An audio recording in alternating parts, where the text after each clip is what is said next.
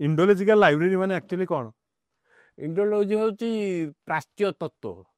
प्राच्य तत्व हमटा को प्राच्य कहनी प्राच्य को आचे माने आमर होची ईस्ट आ वेस्ट कहले हां हां हां यूरोप अमेरिका वेस्टर्न सब हमें सब ईस्ट एपटा ईस्ट कंट्री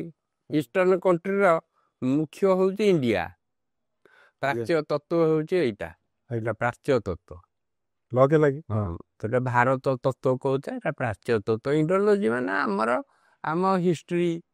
आम फिलोसफी आम रिलीजियस सिस्टम एटा होची प्राच्य तत्व मोर केवल सेई बहिरे ही आग्रह होथिला मु जानिबी बोली कहूत मु कहि तो एटा गोटे public library no personal library माने मो